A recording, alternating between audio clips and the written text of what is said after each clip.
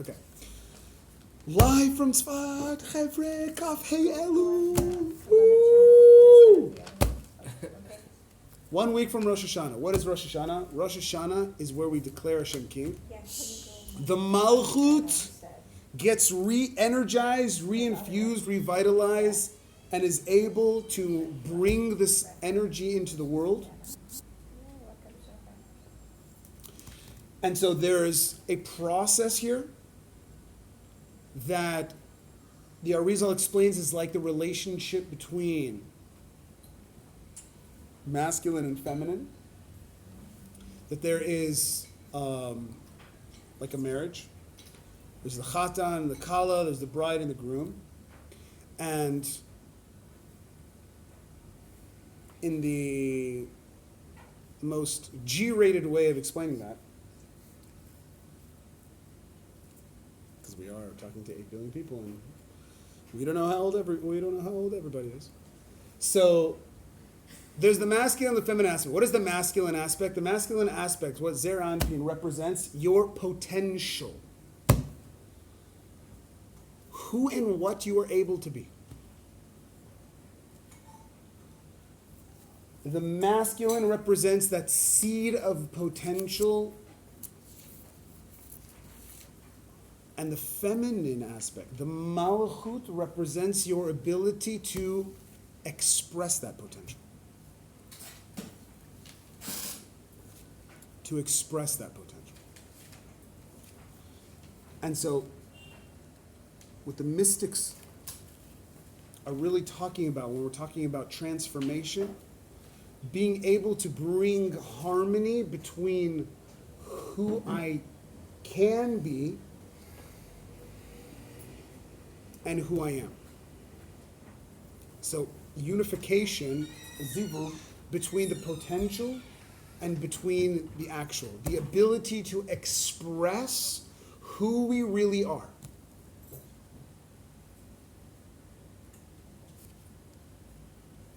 And there's 2 different types of relationships. Yeah. Sorry.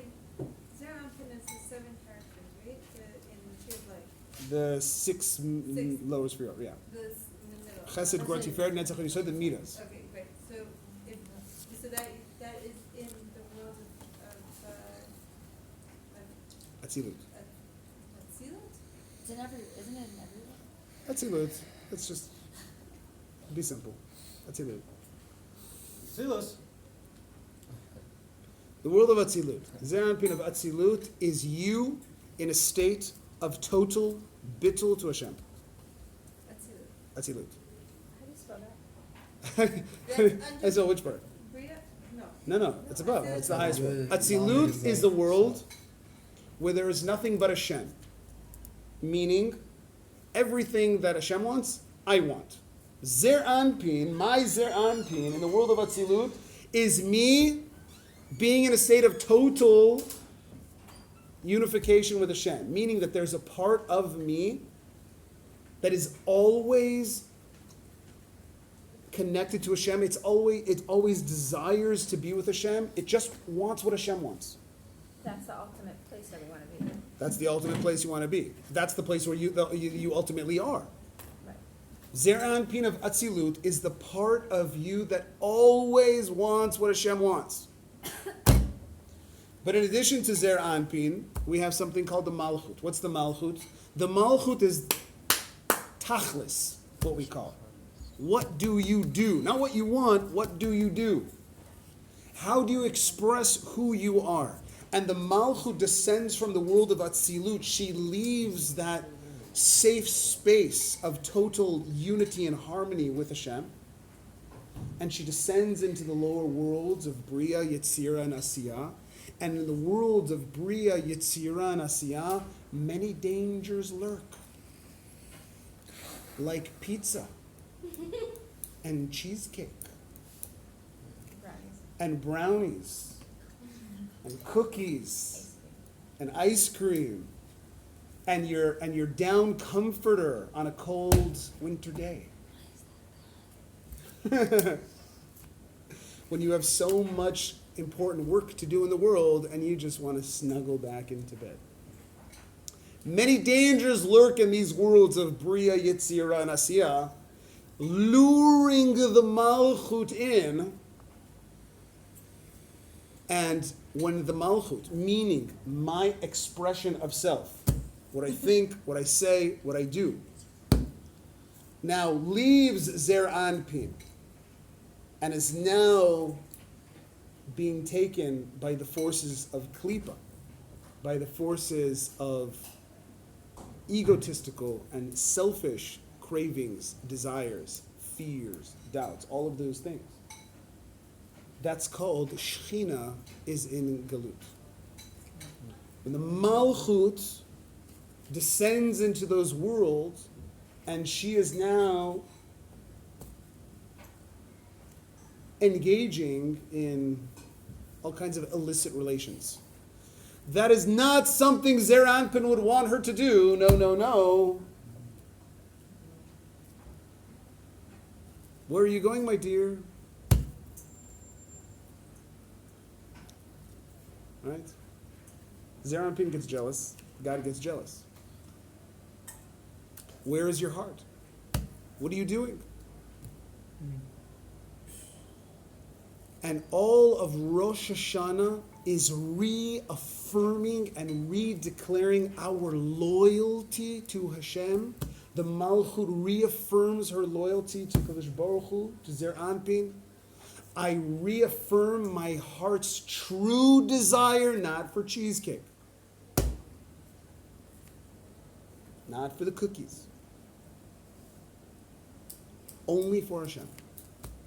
That's called making Hashem king. Hashem meaning the king. What is the king? The king is what the king wants. I am a servant of the king. I only want what Hashem wants. But Hashem wants us sometimes to eat that. Fine. But if I was going to put like a little closed circuit camera and record all of the times that I'm eating the cheesecake, maybe it is for what Hashem wants, maybe it's not. I don't know. I'm not judging. Only you can do that. Only you know what's going on in your heart. No one else. And so therefore, on Rosh Hashanah, we make Hashem king by first and foremost saying, Hashem is king over me, over my heart. I do not want my heart to be seduced by anything else in this physical world. Not by the cheesecake, right? If it's at the side of cravings and desires and love, right? What's called fallen chesed, sparks of chesed that fell into this world. What is the sparks of chesed that fall into the world? We have, right, something called the breaking of the vessels, shattering of the vessels, where the seven lower sphere, the seven emotions, they fell from Atzilut into this world. So little sparks of just godly goodness fell into this world. And now I see that piece of cheesecake and I'm like, oh yeah, I want the cheesecake. Why do I want the cheesecake? Because there's godly sparks in it. Because there's godly sparks in it. Meaning, what do I really want? The godly sparks. I want Hashem. But the problem is, I have no da'at, I have no mochin. My consciousness is so limited that I do not really perceive the godliness within the cheesecake. What do I see? Cheesecake. And so my heart lusts after the cheesecake. It lusts after the external facade where that spark is being hidden in. That's called klipa. Klipa is the false perception that this thing is the source of that pleasure. And that's why people are addicted. And that's why people are addicted. Because if you want to give them the benefit of the doubt, Rabbeinu says you have to look at the good points in everybody, right? Rabbi Nachman? The good point in, meaning he doesn't really want the cheesecake. He wants Hashem. Everybody just wants Hashem. His consciousness is just like in the gutter, so he mamish doesn't realize that. But he really just wants Hashem, because Hashem is the only source of everything anyway. So we can give him the benefit of the doubt. But nonetheless, we still have this mochin.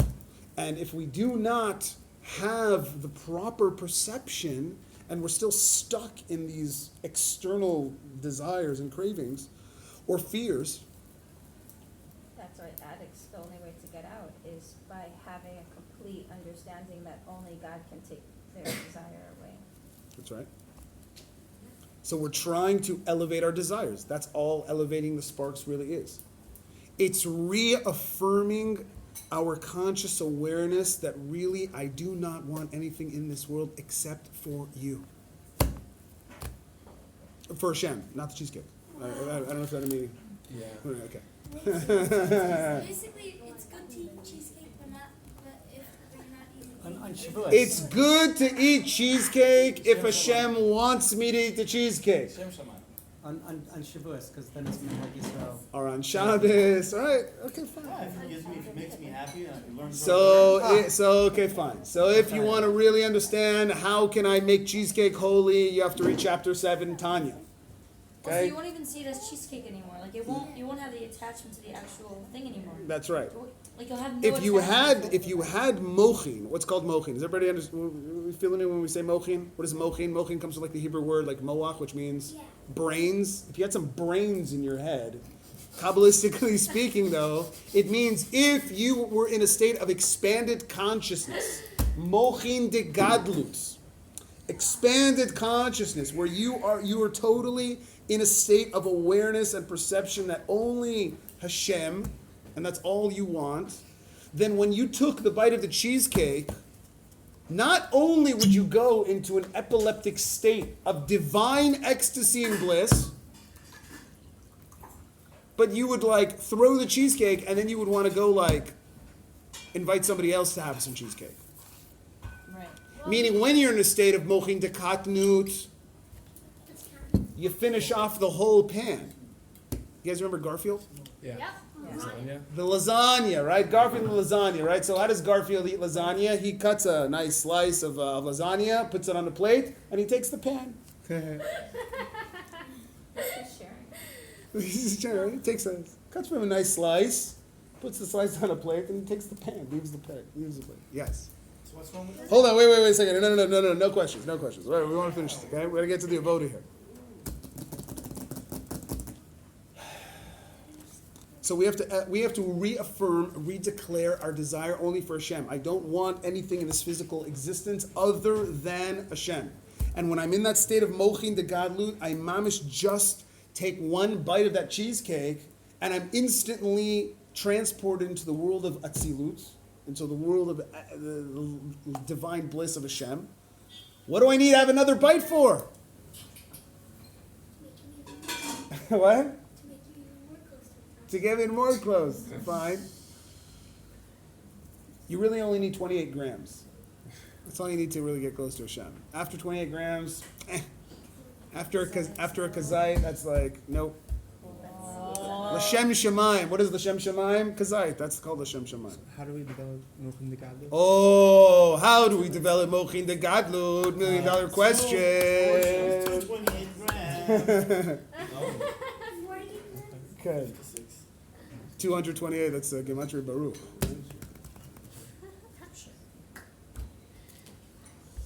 So how do we develop mochin de gadlut, right? On Rosh Hashanah, 1 week from today, we're going to stand in front of the king. We're going to declare Hashem king.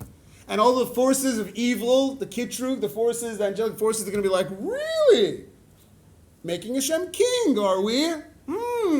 Well, let's take a little peek into your heart and to see what all kinds of desires you have in there. Oh boy. And let's see how much of percent of that is really Hashem. Right? And if I do not have 100% affirmed loyalty, meaning my heart just totally desires Hashem, I'm in trouble. Dina Kashya. Oh. Gotta do some tshuva. So how do we awaken mochin de gadlut? We awaken mochin de gadlut, that we break free of all of the heart's cravings, desires, lusts, and fears for the external reality that we are experiencing, How do we awaken the mochin? How do we generate new, higher, expanded consciousness that can fill our heart with just pure, clean, healthy, divine, sublime love and emotions, awe? That's called a shofar. That's called a shofar. What is a shofar? What is a shofar? It was the cry out sound to that he Hashem. put into Adam. Kol Pashut? It's called pashut. It's the sound that a person makes when they have reached rock bottom. They cannot take it anymore. I have been enslaved to my animalistic, egotistical self for too long. I can't take this anymore. I want to be free. And the person makes a sound. What kind of sound does a person make where he's just so fed up he can't take it anymore?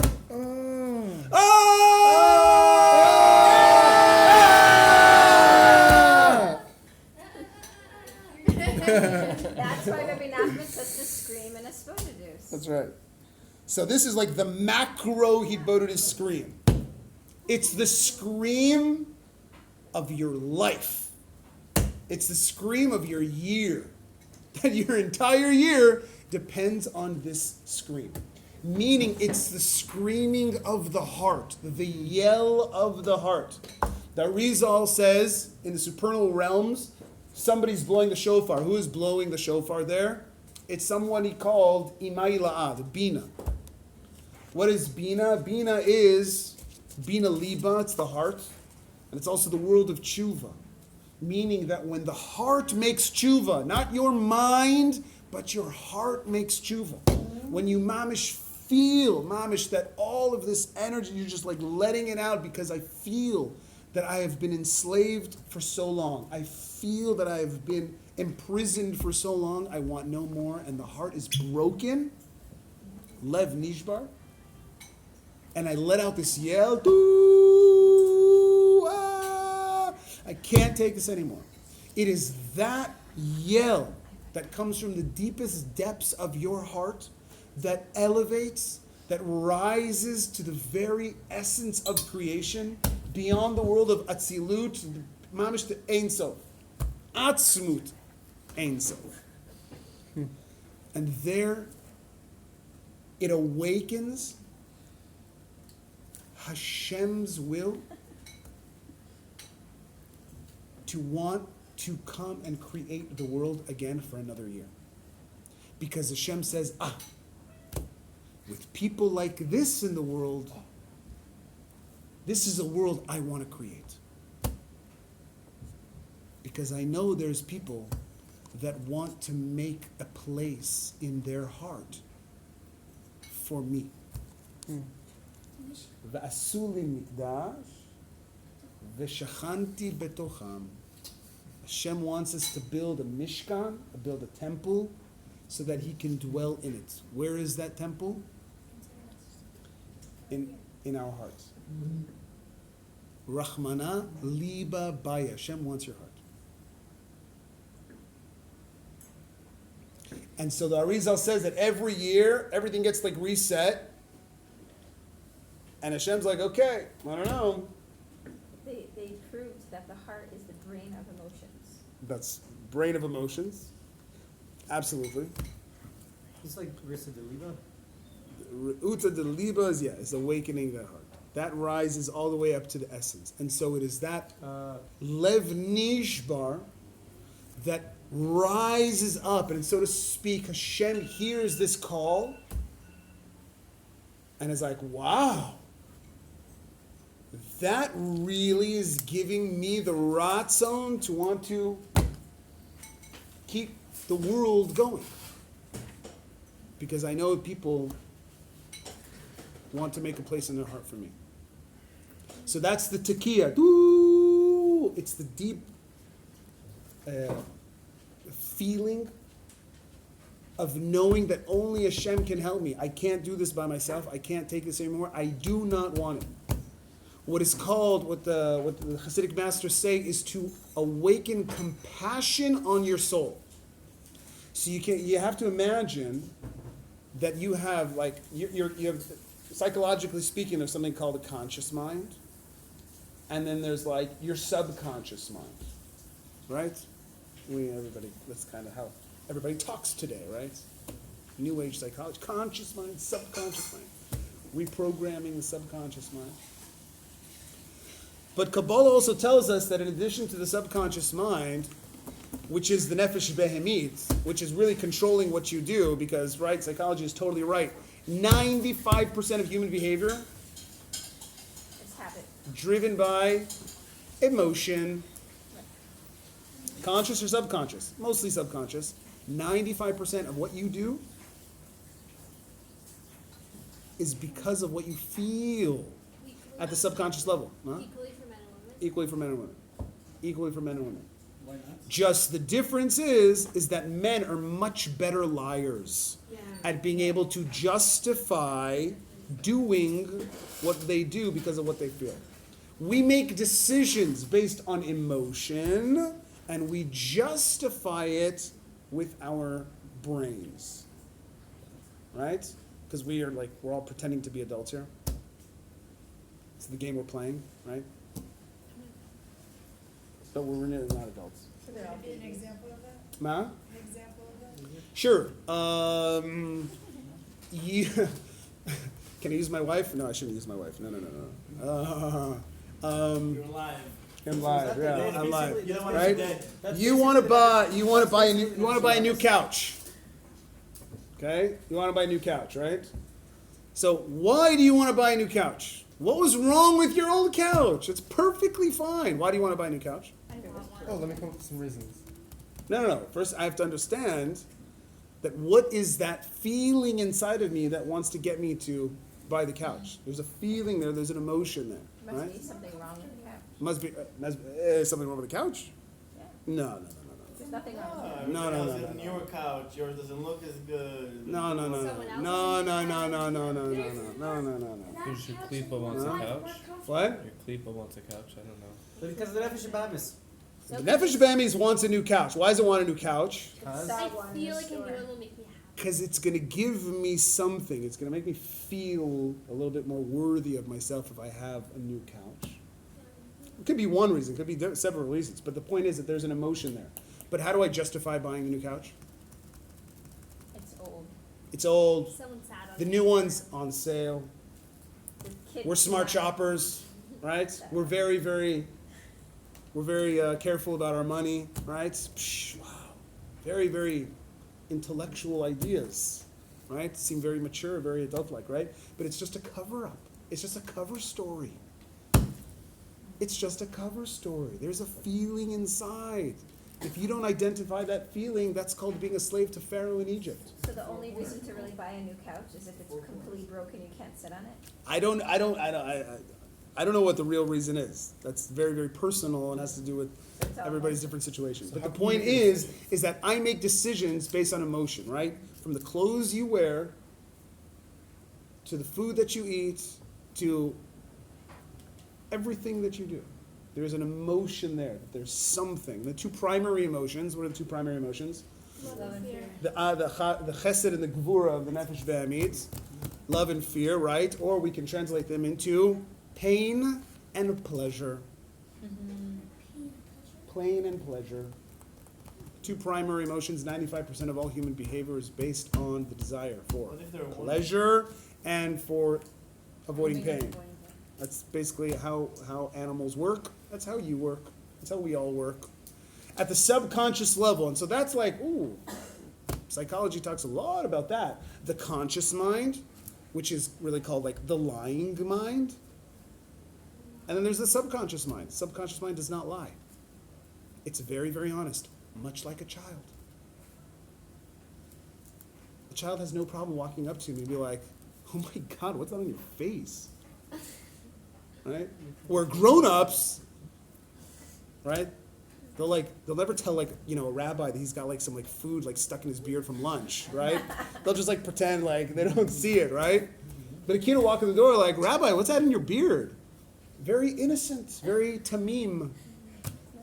right? They don't lie. They're not complicated. Very simple, right? It's the conscious mind that makes things very complicated. ואני עשיתי את האדם ישר, והמה ביקשו חשבונות רבים. Where's that Wow. from? Torah says. Torah. That's in. Chumash. What? That Hashem says, I created man yashar, vehema bikshu cheshbonot rabim. They make things so complicated. What does that mean? The simple meaning is, ani borati et adam yashar. I made him like straight. Simple, not complicated. Vehema bikshu cheshbonot rabim. And they asked for, complex cheshbonot. Cheshbonot, like calculations. The masters of the finger, the thumb. I go to yeshiva for 12 years to figure out which way to. Okay. Well, So anyway, we're at the mercy of our subconscious mind, the nefesh be'amit. Isn't that the Yetzer Hara is constantly trying to make you think that you're so smart, and that because you're so smart, that's why you need so much complication? Fine, but it just wants to distract you from the point. But the point is, anyways, like this. In psychology, you have the conscious mind and the subconscious mind. In Kabbalah and Hasidus, the masters say, yes, you have a conscious mind. It's something called the nefesh sichlit. Okay? You have a subconscious mind, something called the nefesh behemit. But you also have something called the superconscious mind. Oy, oy, oy, oy, oy, oy. Nefesh elokit. You also have a nefesh elokit, my friends. What is the conscious mind again called? The nefesh sichlit. The intellectual mind. Rational, logical, But part it's of you. conscious or something? You have conscious mind, nefesh sichlit, subconscious, nefesh behemit. You have a superconscious mind, the nefesh elokit. And the nefesh elokit, I mamish feel very, very bad for. But everyone has that, right? Any human. There's different levels Uh, for Jews, there's question, different right? levels for people, people. That's what I'm asking. okay? So like Goyim would have a nefesh elokit. So it would seem that it is something that is given to someone that has entered into the covenant of Moses. So it's only for Jews. Only for people that have entered into the covenant of Moses. Got it. Now what's interesting is that I saw Rav Ginsburg says is that the nations also have nefesh elokit, but it's something at the or makif level. It's a makif level. Right, that's what I'm saying. Right, that's what makes. And that when the Jews made a covenant at Sinai, then that nefesh elokit became pnimi. Can they do What? that by doing Noahide laws? Like if they take on God? The Noahide laws will only draw. The Noahide laws is illuminating light from the or makif of that nefesh elokit. Right. Again, that's Rav Ginsburg's system. Can I backtrack a little bit? I just want to know there's means that emotions are only from the nefesh elokit. No, both your subconscious mind and your superconscious mind have emotions. Okay, but they're quite different emotions. Nefesh sichlit is the intellectual mind. Subconscious mind, the malchut, as it descends from the world of Atzilut, Okay. has become very, very tainted and very defiled, and is being held by the prisoner of the external world. The nefesh behemit wants the physical desires. She's imprisoned. Cheese in prison? She's imprisoned. The Last Princess. Cheese? She, She. the lost princess. Nefesh elokit. Nefesh behemit. Behemit. Nefesh behemit. Is in prison. Nefesh behemit is in prison. You know the story of the lost princess? Rabbi Nachman? Yeah, Rabbi Nachman's story. Mhm. Read it again, and then when you read it, then read it again. I have it on a book. Okay? Tape Right, from the Rabbi Pshat in the Ahmed. story. It's what? What's the Chapman story? The pshat in the story is that there was this king, and he had a daughter, and the daughter got taken away, and she was in a very, very evil, bad place, right? And the king is very sad, that the daughter was taken away. And da-da-da, in comes in the knight in shining armor, Nefesh Elokit, and says, I will find your daughter and I will return her to you. Return the daughter to the king. And he sets out on a journey to search for the lost princess. And he ends up finding her in this very wicked, evil, and bad place that just looks gorgeous. He comes into this castle and he sees everybody there. There's food, and there's music, and everybody's having mamish a great time. Mamish like a Beverly Hills pool party. And he sees the princess there. And he's like, I've been looking everywhere for you. How did you get here? And she's like, oh, my dad told me that like I would go to like a bad place, and this place, very bad. And he's like, but look, they're serving hors d'oeuvres and everything. She's like, no, bad. Okay? So the Malchut, which is the princess, is being held captive in this like glass palace, this beautiful palace that seems to be very, very, very tempting and very luring, right? But in the Mashal, the Nefesh Elokit, which is supposed to save the princess, unfortunately, falls asleep. He falls asleep on the job. Oh. And he's, you know the story? No. He falls asleep. He's supposed to be looking for the princess, and he's like, oh, I'm just going to have a little mashkeh, just going to have a little l'chaim, and bloop, falls asleep and forgets about that he's looking for the princess. And in Chabad Hasidus, there's a mashal for this. It's called the story of Shamil. You guys know who Shamil is? Shamil. So Shamil was a Kazakh. It was a, what's it called? No? Yeah. From the Caucasus. Caucasus. What's the Caucasus? Caucasian. Caucasian. He was like a warrior, rebel, soldier guy fighting against the evil Russian Empire, the king, the monarchy, the Tsar. And he gets caught. And he gets thrown in a dungeon. And his mamish heart is heartbroken, and he's mamish like just imagining like being free and being able to ride on his horse out in the countryside. It was a beautiful nigun that he made that was turned into a nigun that we sing. But this is the story of the Nefesh Elokit. Story of the Nefesh Elokit that wants to save the princess but cannot. Because who's thinking about the Nefesh Elokit? Who's thinking about our higher divine souls? Most of us were just living this life in this habitual repetition of just eating and drinking and sleeping and eating and drinking and sleeping and then trying to get the most out of this life that I can. All of these New Age gurus talking about law of attraction, abundance, right? It's all about me. Me, me, me.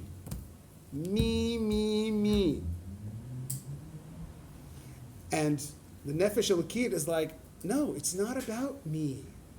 It's only about the king. I only came into this world to want what the king wants. And so how do I free the Nefesh Elokit? How do I free the part of me that really, truly wants to connect to Hashem? Shofar. That's called a shofar. But in the end, he finds the princess. But in the end, he finds the princess. So Of course he finds the who's princess. blowing the Of course he finds the princess. Huh? Is But it they don't Nefesh? say how it ends. So who's blowing the shofar? Who's blowing the shofar? The blowing of shofar is the place inside of you that says no more. I do not want to be a slave to me anymore. Is it your animal soul saying that? Yes. What is that place called? Nah? What is that place called? It's not the animal soul. It's not the animal soul. It's the Nefesh Elokit. Is there anything? So Huh? woke up. What's the big law, deal you if the said. godly soul singing? It's a big deal that the godly soul woke up. Wouldn't it be also like the animal souls? Like it's like a cry. The animal soul is not exactly crying because it's just like It's enjoying the cheesecake. Okay? Does it have the You said it's abilities? Bina Ilah. What? You said this is Bina Ilah. Bina ilah, ima ilah. Ah, the bina, which is the heart, mamish, the inner essence of our divine hearts that truly just wants Hashem, is like, die, enough, enough. How much can you just keep just being enslaved to this physical Mitzrayim, to this Egypt, all around you, right? You talk about self-improvement, personal development. Ooh, billion-dollar industry, right? Right. It keeps sending. Improving yourself, self-improvement, personal development. It's all about me. And on Rosh Hashanah, I say, it's not all about me. It's only about Hashem. It's only about the king. The only reason that the world exists is so that Hashem can be king. And I want to make Hashem king over me. I want to surrender all of my cravings and desires and fears. And I only want to crave after Hashem. I only want to fear Hashem.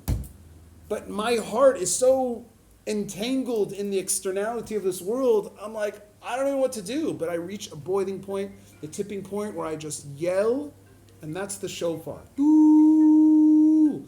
The simple voice, the simple sound of the heart elevates mamish to the source.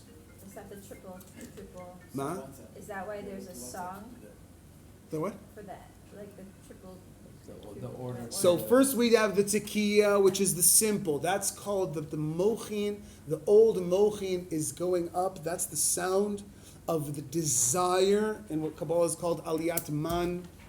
Forget I said that, never mind. But it's just the awakening from below, the Torah dilatata, that mamash Hashem, die. I don't want this anymore. I don't want to be just always about me all the time.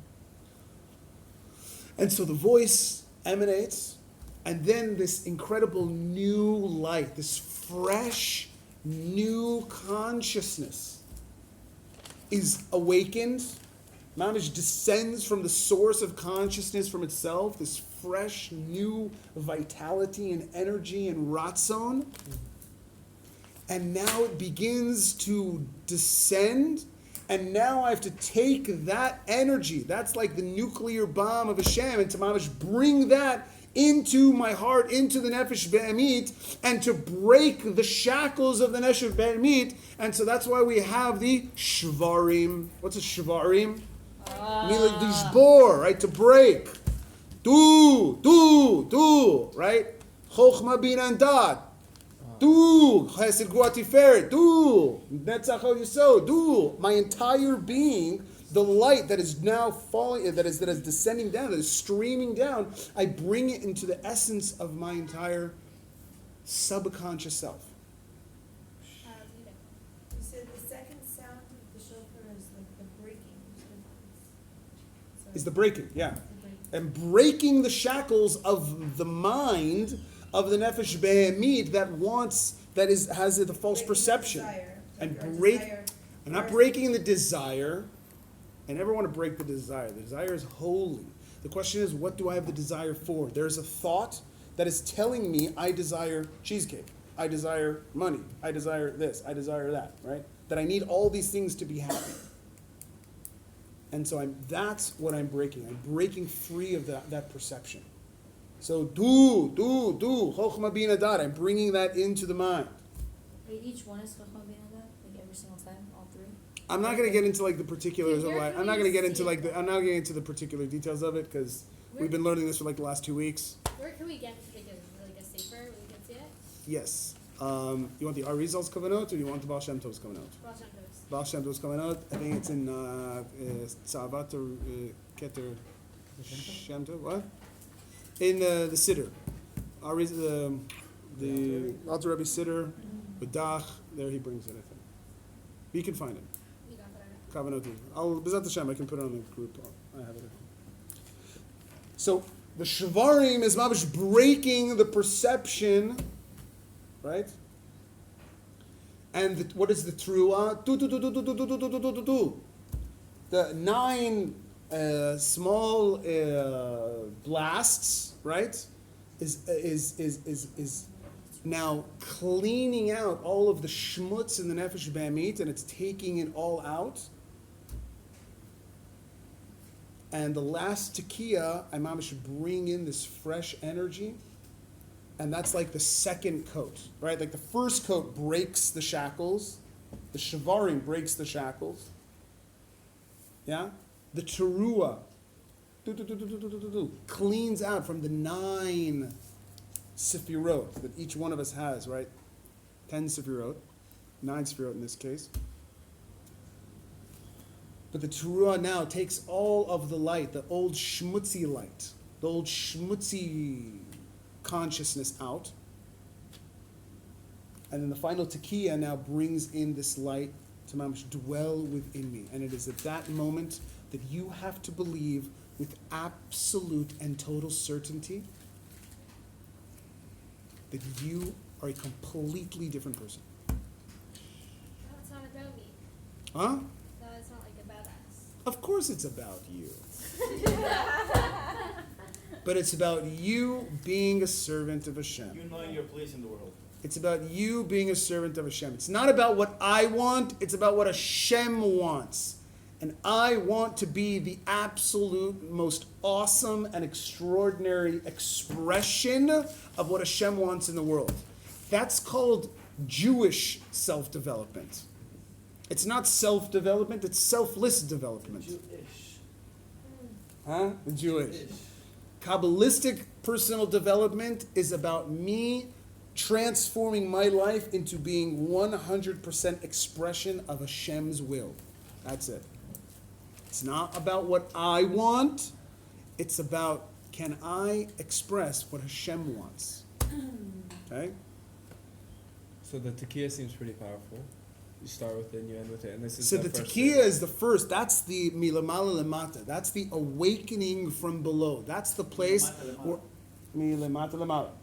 From below to above. That's where my heart truly reaffirms its real desire just to be a servant of Hashem. And that awakens Hashem's will to want to create the world. Because he's like, oh, now I got something to work with now. They're not all just thinking about themselves all the time. Yofi. And so now this light now begins to descend back into reality, into the world.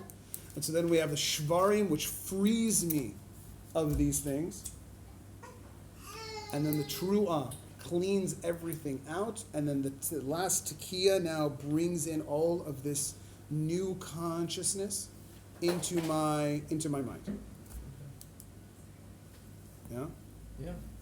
And then we have the tashat and the tarat. Tashat and tarat is now bringing all of that new, fresh consciousness from my mind into my heart. What did you say The shot, the Tashat and tarat.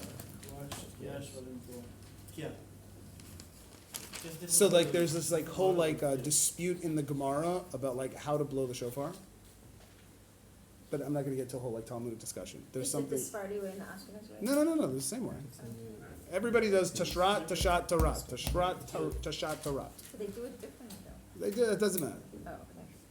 The point is, everybody does a tekiah, everybody does shvarim teruah, and then everybody does the last tekiah. And then everybody does a tekiah, shvarim tekiah. And then everybody does a tekiah, teruah tekiah. Sorry, sounds It's like. it's very basic. You've probably heard it a million times already. It's Elul. You have a shofar? I don't want to wake the kids. No, don't say that. Different orders of blowing. So the tashrat is first bringing that now mochin in, and now the tashat, tekiah, shvarim tekiah, is bringing that now from the mochin into the emotion, illuminating, penetrating the deepest recesses of my heart, infusing. It's very special to me. I made it. Ooh, is it a good one? We'll find out in about 30 seconds. Is it shayach? No. No, man, my wife will hate it. Boss says yes. But that doesn't look like a real yes. I've been married for 12 years. I know what a real yes is. No, I asked I her know. if I would. She's like, So the tashat brings it from the mochin down into the chesed gvura tiferet, Brings what from the Malchim? The light? brings that light, that consciousness. First I freed my mind, then the Tashat frees my heart, and then the Tarat brings it down into the Netzach Hod Yesod, which is the actual behavior itself. So it's a mamish, a flushing out, it's a reprogramming, it's a transformation of our entire being to become 100% beautiful and unique expressions of Hashem's will in the world. So we're My- going back up to the world, or we're just rediscovering, and then like Malchus goes back to it, so like meaning meaning that we're on the lowest bottom, we're at Sia, and and then by doing this, we're actually flipping it, like, or we're From the world of Asiyah, we're going back up. It's from the world of Asiyah, from this place where I say, die, I can't take this anymore. And then it just goes all the way back, mamash, up to Ein Sof, mamash, like the highest levels of the Atzmut of creation. And it is there that Hashem hears this voice, the voice of the shofar, and Hashem's like, wow, psh. Well, now I got something to work with. Now I have a world that I can mamash make again.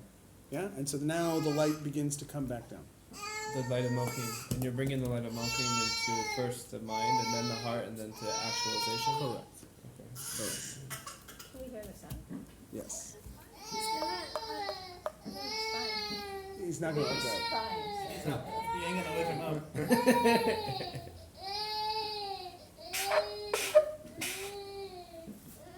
They gotta go a little bit sideways. Okay? Sideways, is it? It's a little funny. I made it with my lips, so. All right, you blow it then. Why am I blowing? Tashrat. I don't need to be on camera. Tashrat. Tashrat. Gia!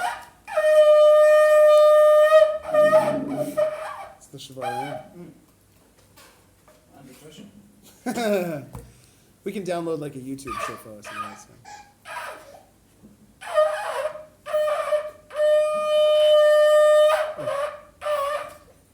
Under pressure. Don't you have another one? It's in the studio. So we'll just. Thank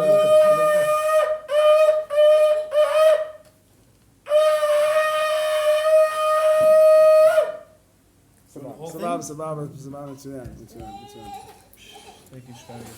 So there's something called Tashrat, Tashat, Tarat. If you're not too familiar with it, go tomorrow morning to your local shul, and you'll hear it. Okay? You want the whole thing, the tour? Huh? No. And so Rosh Hashanah is an extraordinary opportunity to create a new year of shefa and mamish incredible sweetness. Why? Because I'm entering into Rosh Hashanah not like a dog, as the Zohar says. You know, there's two kinds of Rosh Hashanah. There's Rosh Hashanah for dogs, and there's Rosh Hashanah for people. Tell us, Rabbi.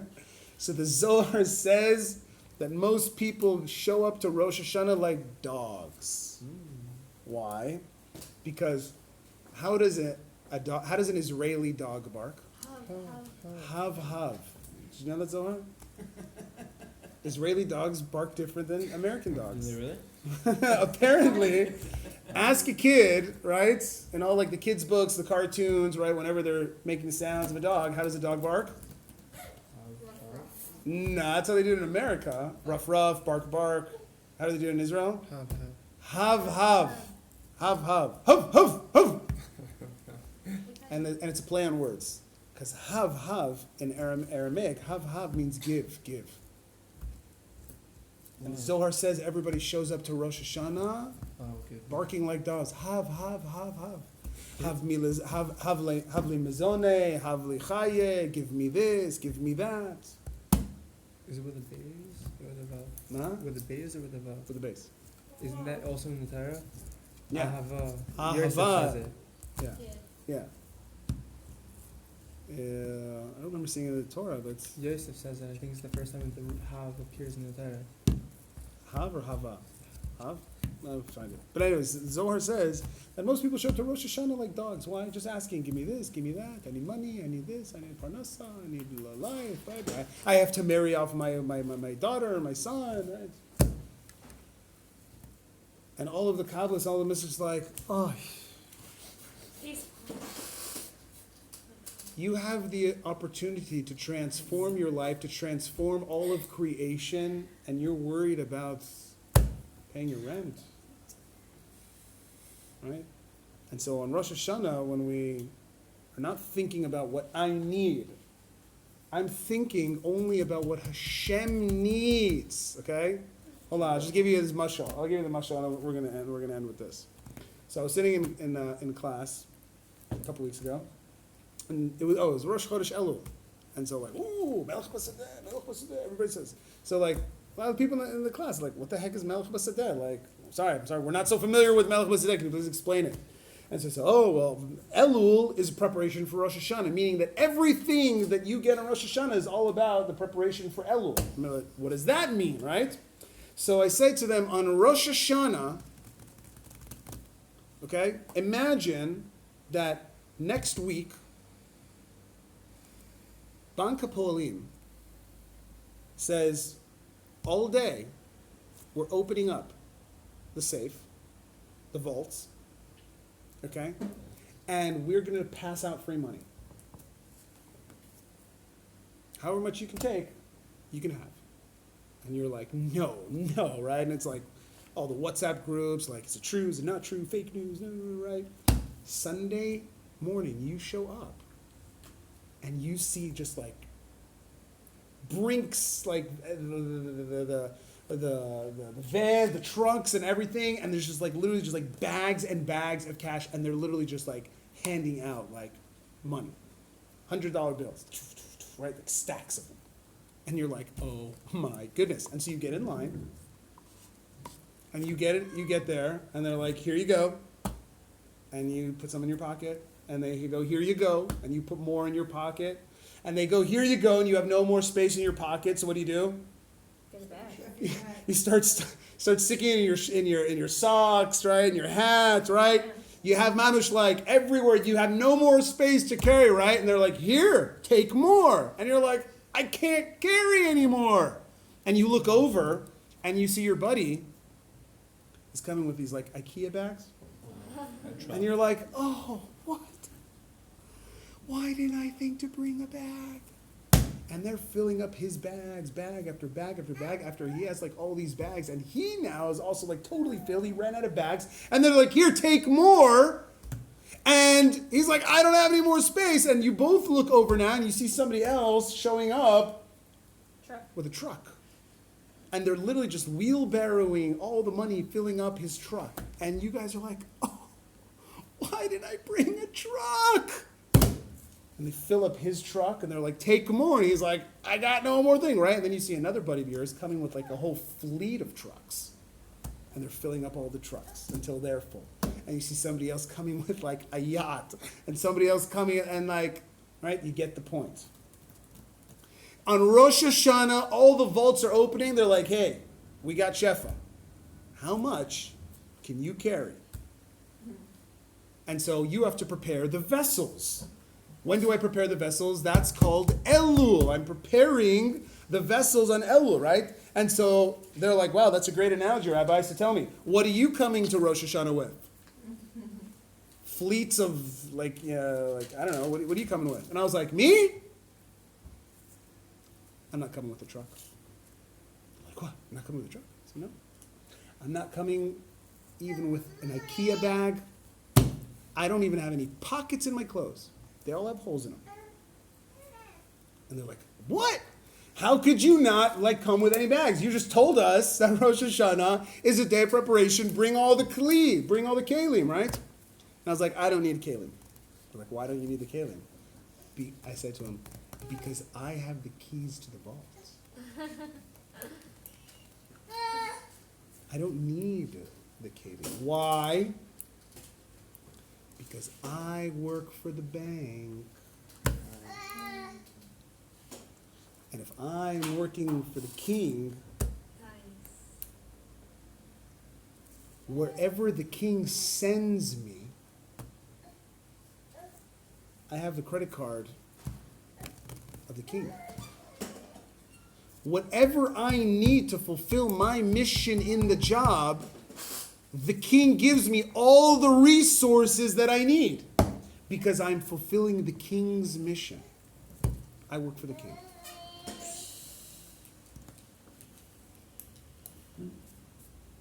So how do you want to end up on Rosh Hashanah? Like the Zohar says, like a dog? Give me this, give me that. Okay, so you better bring a lot of kelim. Fine. If you're worthy of it, sure, Hashem forgives you for everything. Hashem wants to give you the shefa, no problem. It's so like freeing. Nachon. Nachon. Nachon. It's like, it's not on to me anymore. Right. So when I am able to give up my own selfish, egotistical desires, it's not about me anymore, but it's about Hashem. Then I get all the shefa in the world. Why? Because whatever I need to fulfill my duty, my shlichut for the king gives me. Is this making any sense? Yes. A bunch of sense. Shana tova u'metuka, k'tiva v'chatima tova. See you guys at the bank. Okay.